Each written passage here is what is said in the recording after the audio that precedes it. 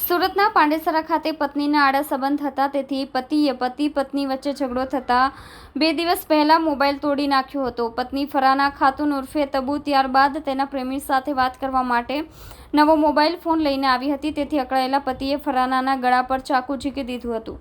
તે દરમિયાન ફરાનાના પિતાનો ફોન આવતા તે તેમના પૌત્ર અનીશ ઉચક્યો હતો.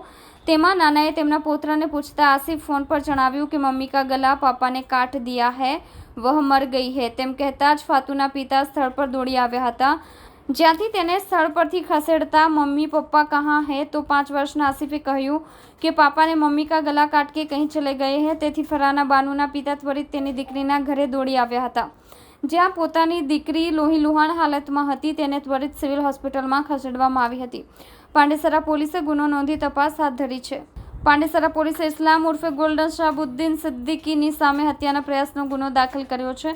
આરોપી ઇસ્લામે ગઈકાલે બપોરે તેની પત્નીને ગળાના ભાગે તીક્ષ્ણ હથિયાર વડે ઘા મારી હત્યાનો પ્રયાસ કર્યો હતો.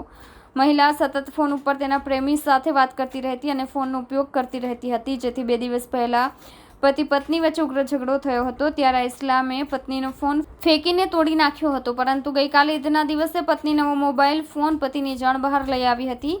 બપોરે પતિ ઘરે આવ્યો ત્યારે પત્નીના હાથમાં મોબાઈલ જોઈને ફરીથી ઉશ્કેરાયો હતો. તેણે પત્નીને ગાળો આપી ઝઘડો કરી તેના ગળાના ભાગે ચપ્પુ જેવા તીક્ષ્ણ હથિયાર વડે જીવલેણ ઈજા કરી હતી. સમગ્ર ઘટનાને લઈને પાંડેસરા પોલીસ મથકમાં ફરિયાદ નોંધાવા પામી હતી. ફરિયાદના આધારે પાંડેસરા પોલીસે હુમલાખોર પતિની ધરપકડ કરી વધુ તપાસ શરૂ કરી છે.